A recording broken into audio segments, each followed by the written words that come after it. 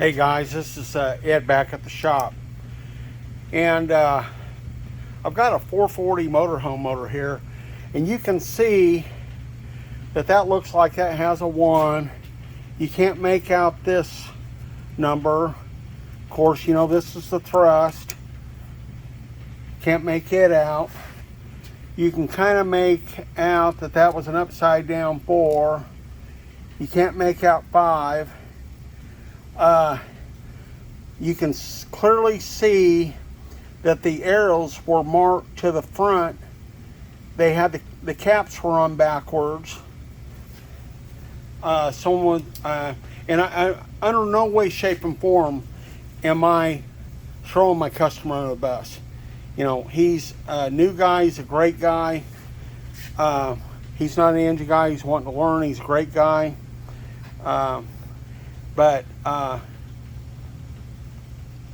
you can kind of see that was a 4, that was a 3. You can't make out the 2. They use a paint marker.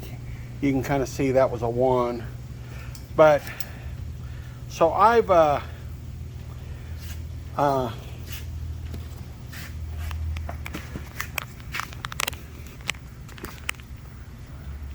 get my dial bore gauge here.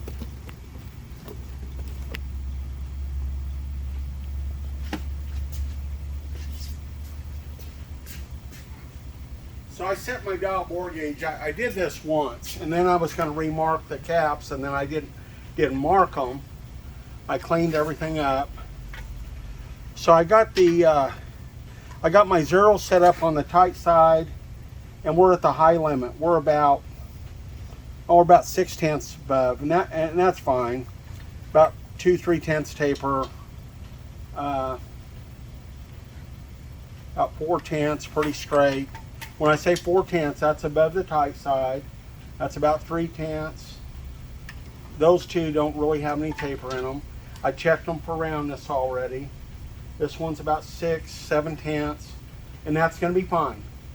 There's nothing wrong with that. You know, I wouldn't line home this block, but in the front, there you go, about a half. So it was an extra step to set up the dial bore gauge. I'm going to stamp these this time, and so all the caps are in the right position. Of course, on Mopar, the tang, the bearing location tang, the lock, whatever you want to call it, they go lock to lock on Mopar. So let me stamp these, and I'll be right back. Okay. It's kind of hard to tell, but that is a number 1. There's a number 2, a number 3, a number 4, and a number 5. Okay, I remarked that number 1. So, but you can see these caps, the casting is so crude, you know, but you can clearly see where they go now.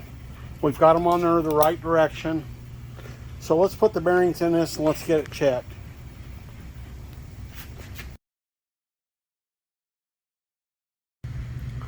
Okay guys, got all of our bearings in, and we're about 2 4/10 to 2 8 9/10.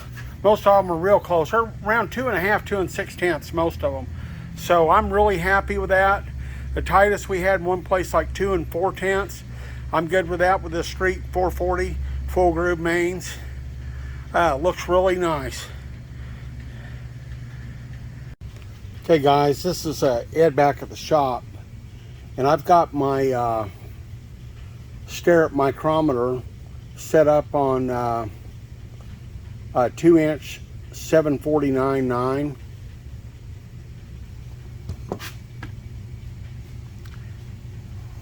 You can see it there. Just about a 1/10 under. And you probably remember when I got this Shars dial bore gauge This is a 1/10,000th reader. There you go. And I bought this for mainly checking bearings and kind of finished work. I mean, I'm not using it, and I'm going to use it on a harmonic balancer here in a little bit. But anyway, so we got this set up here, and I'm going to see if I can do this. Let's see if I can do this.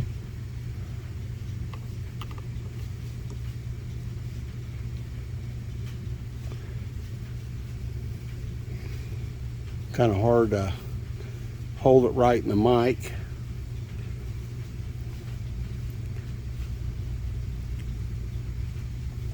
Right there, I mean,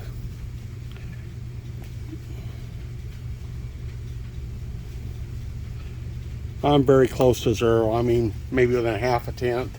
So we'll go over here to the block and I'll be right back. Okay, so off camera, I mic the kind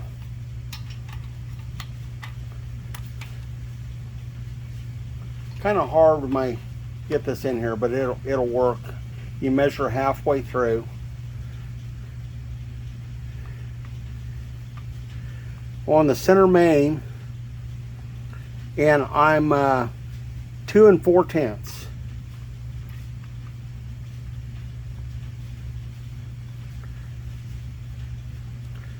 2 4/10,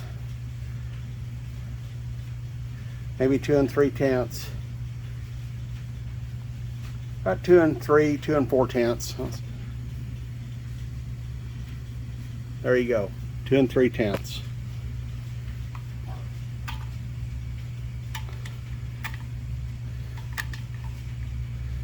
And I wasn't going to do this. About 2 6/10. Let's check this side.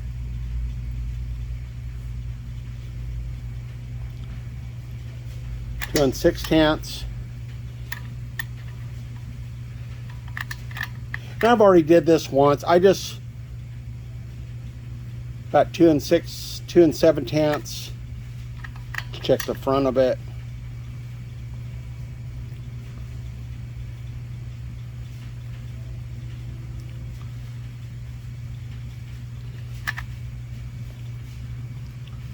About 2 8/10. So,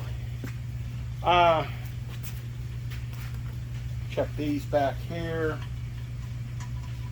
But basically, we're about 2 4/10 to about 2 9/10, and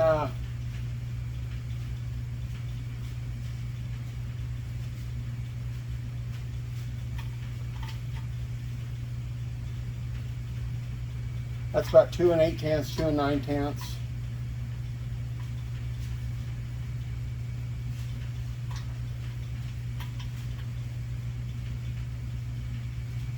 That's about 2 3/10. This was about 2 3, 2 4/10. But anyways, we're good. We've checked all of our clearances. I'll be right back. This block's not a line home block, so basically we got about 2 1/2 thousandths all the way through. The street engine has not been line honed. I'm very happy with the clearance. The crank's not been ground, it's just been polished. So our mean average is about 2 5/10 to 2 6/10, and I'm pretty good with that. I'm pretty tickled, to be honest with you. So let's get this crank in here and I'll be right back. Hey guys, let's head back to the shop. Okay, we've got our caps all on. We've got our upper seal. Crank really turns nice. We've got nice in play. I'll come back after I do my final torque. I already torqued the middle, and I thought I talked about this a while back. I already checked the middle. Just check it. Okay, so I'm going to the third and final step.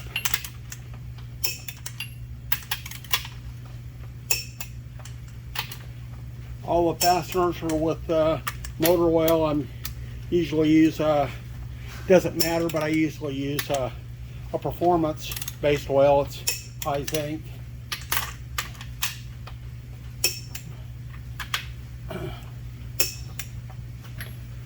And of course we'll check them again, but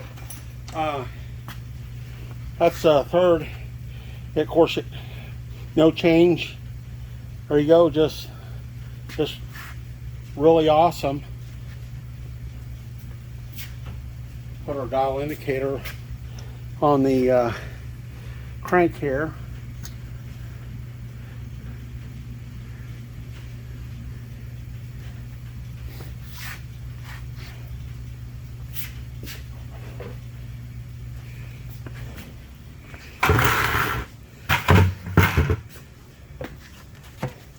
Yeah, and I'm kind of full up, so I just got my little table over here. When I put the cranks in, on everything I put the cranks in, typically it is never on the engine stand. It's always sitting on the China rail, and that's just, it will not go on an engine stand. Okay. So, it doesn't matter, it just, there's different ways of doing things. When I pry down in here, I usually pry between the crank counterweight and the block. I see people do this. They'll pry between the cap. I never do that. And I've already did this and set it. I had to tap it. I measured the, I think we've got that.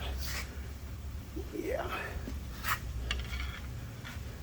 So I'm kind of prying back. There we go. Come back here.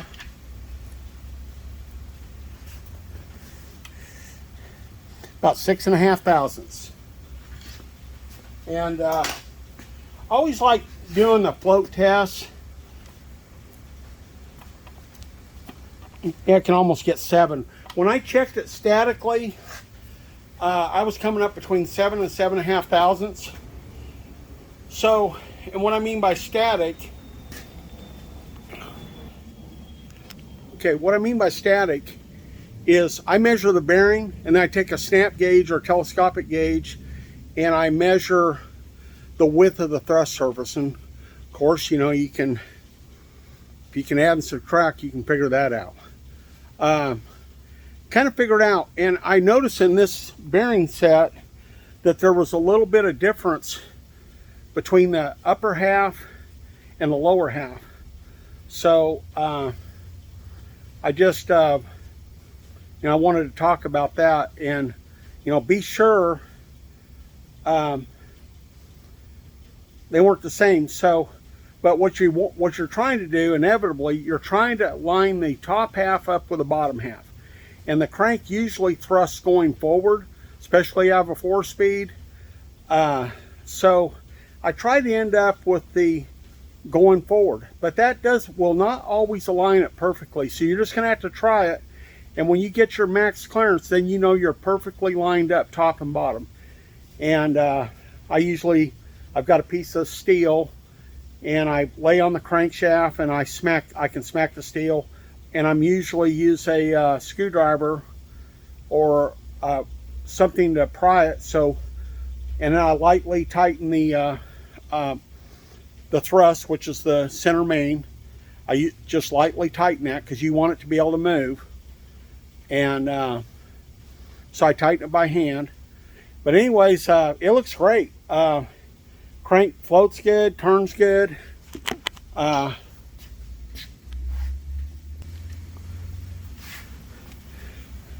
It's going to show you. That's where I stamped number 1, number 2, number 3, and see, you can see, I mean, of course we know where number 3 is, but the casting was so rough you can barely see where the, okay, let's head back. You can see how these castings, look how rough that was from the factory. I mean, there's no porosity or anything in the caps, but That's probably the worst I ever seen on the castings, but they're good. The bores of the caps are nice. I mean, it's just where it come out of the mold. The mold was probably getting pretty old. But there's number 5. My camera shut off. And anyways, these originally, you can see where someone had put the arrows to the front. They had the caps around backwards, and actually, anyways, I don't know why they did that. Maybe they meant to the back. I don't know. I wasn't there. I can only try to figure it out. This old crank really mics out nice. This is one I balanced in a previous video. You go back and look at my videos, and this was a cast crank. Had a 440 source harmonic balancer and flywheel. Yeah, it's gonna be a great engine. It's got you'll see here later on the build, Keith Black high protected pistons. It'll be a nice, it's going in a pickup, Dodge pickup. It's gonna be a great 440 engine. And you know, I was gonna tell you guys, I like these old cast cranks. You know, I mean, if that's what you got, an old cast crank, make them work. I mean, you guys know Just Mopar Joe, and you all know the story about the 406 with the Edelbrock heads. That was cast crank, and Joe had tremendous success out of that motor. That was a nice piece for sure. But so there you go. This is not a drag race engine, it's a straight engine. It's got a comp cam in it. The customer supplied the cam. He bought the cam and kit. I put the springs on the 452 heads. Did them quite a while ago. But anyways, we're about ready to get it wrapped up. So thanks for watching. One more little thing I wanted to bring up. You know, in your number 5 cap, you guys working on Mopars, you know that when they Chrysler machined these originally, that cap is kind of counterbored out. It's going to be kind of hard to see this. I'm going to go in there with my trusty stylus. But see if I can get. There you go, you can see it.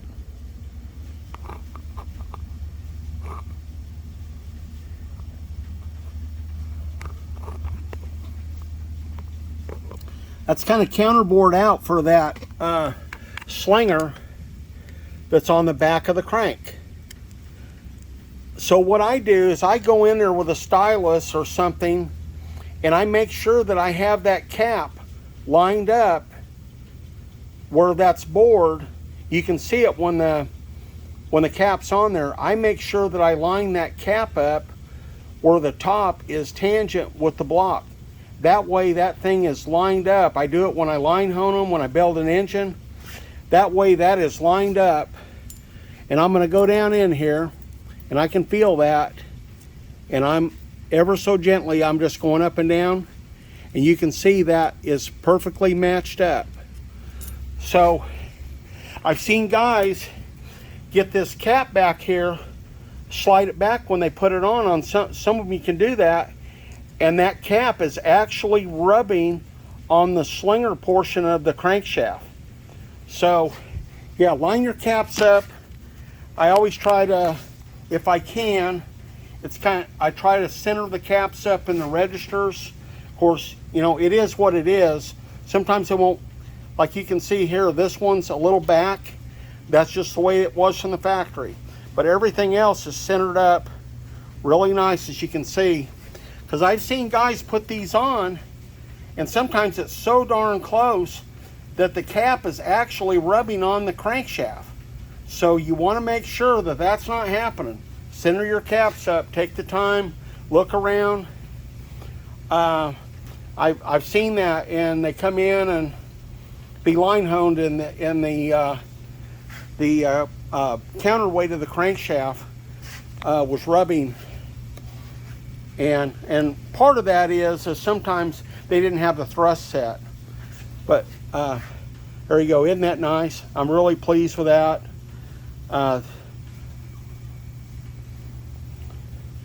And when this crank came in, the bearings were already installed, torqued down. I could not turn it freely. It was in a bind. I wasn't sure what was wrong. I cleaned up those bearings, and I put the same bearings that was in it back in there. But anyways, there you have it. It's very nice, and you know, like I always say, I'm never, when I get something and something ain't right, I'm not making fun of anyone. I'm never talking bad about them. We just try to figure out what the problem is, and we try to fix it. But it's all really nice. It's going to be a super good motor. So if you like the content, please like, share, and subscribe. You have a great day.